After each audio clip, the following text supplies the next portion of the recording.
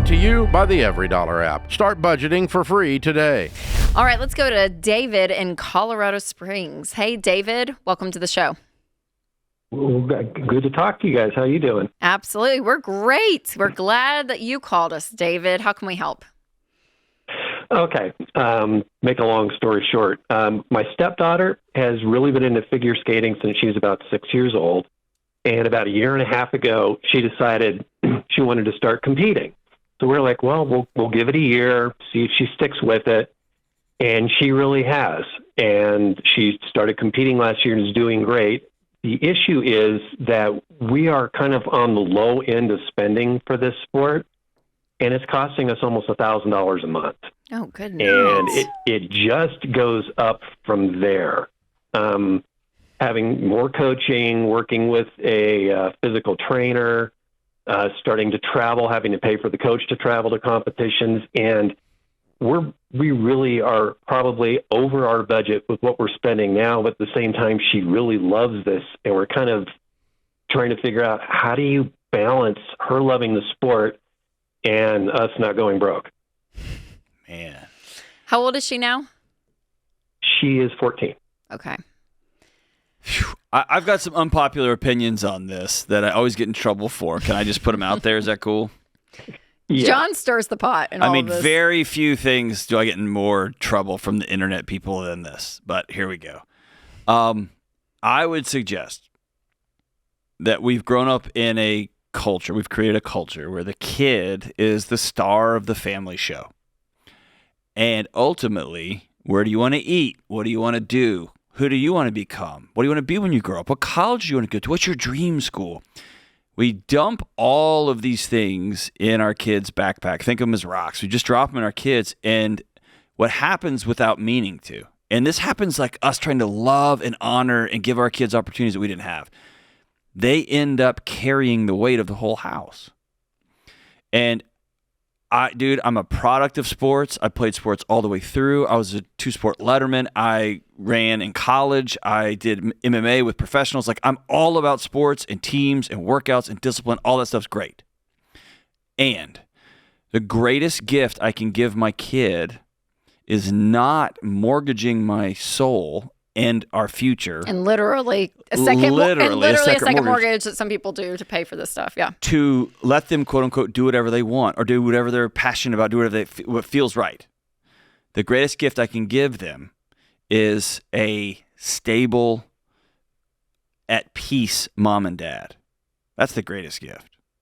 And so before I get down a road where I'm paying for private coaching, I got to fly the coach in or drive the coach in, now we got to do this, it just starts building. And like you said, a little bit of success breeds this. And if you try to back out, it's like a timeshare salesman, right? They're like, hey, but we see really a bright future with your daughter. And if you do this, then it could lead to this and it could lead to this. And your daughter's just sitting there looking at you and you feel like the Antichrist pulling some of the stuff away. And so I always think it's best to not follow the rabbit down the rabbit hole on this, but it's to start all the way at the beginning with your wife and say, hey, what kind of home do we want to have? And we're going to reverse engineer it that way. And what can we actually afford? So take ice skating away and input Lexus. If she was really passionate about a Lexus and really a good driver and you couldn't afford a Lexus, you wouldn't buy her a Lexus. But for some reason, sports have become the altar that we sacrifice our families on and that we allow our families and our kids to worship. And I think it's beyond madness. It's gone to pathology now. And at the same time, dude, I get it. I can't imagine having a daughter who's starting to excel. You're a stepdad. You're building relationships and connections. And then you're going to sit down and you're going to take this away. Right, I get that. I can't think of something that would be harder to do as a parent. I just am seeing family after family mortgage their souls for sports and travel sports, and the sake of whatever my kid wants to do, I'm gonna do it. And the kids can't carry that weight. We end up burying our children. What do you think, David? Yeah. That's kind of my thinking. It's more we draw a line in the sand and it's like, yeah. This is what we can afford. Yep. And I'm sorry. Yep. And David, honestly, too, if you don't do that, nobody else is. This ice skating community isn't going to. The trainer's not going to. The championship tournament places aren't going. Like, no one else is going to do that. You literally could spend and spend and spend and spend, and there's nobody in the world that's going to be like, hey, David, you got to stop. So that's when you and your wife together have to say, we have to put a boundary up, because there's nobody else on planet Earth that puts up boundaries for us. We have to create those ourselves. And if you don't, especially these little microcosms of life, and kids sports is one of them, you can just go down a train, just like John's saying, and you look up and you guys have spent your retirement. I mean, you've done all of this. And I know, I just am so cautious, especially, and I would say this too, David, even if you guys had the money, it would be an interesting conversation too. The urgency may not be there. Like with the money, there's a little bit of a finite. Like we can't. don't have the money. Like, we can't do that, and we're not going to stress ourselves out and miss a mortgage payment for ice skating. Like, that's insane. We can't do that. We are adults. She's 14, and we have to make adult, mature decisions in our household and run our household. And then what comes after that is what we have to decide. But we're not going to put ourselves in a financial bind for this. We can't. We won't.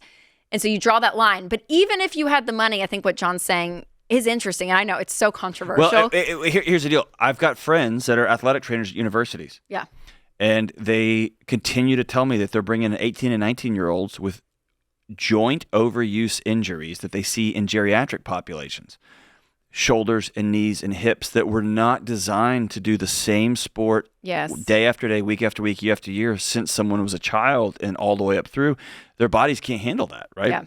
Yeah. So if there's like I don't know, David, what your options are, but my encouragement would be hopefully to be able to find a group to play in, whether it's a rec and not competition. I mean, I don't know what it is for ice skating, but like where she can still do what she loves, right, and enjoy it, but it's just not at this high specific level that is so narrow intense. Well, let me and say this. intense for 14, If this is my house and expensive, I would sit my son down, who's 13, almost here, and I'd walk him through our budget. And then I would say, here's what it costs for rent, here's what it costs for electric, water, all that. Food, what we spend. Yeah. And then here's what we got for this, and this is our cap.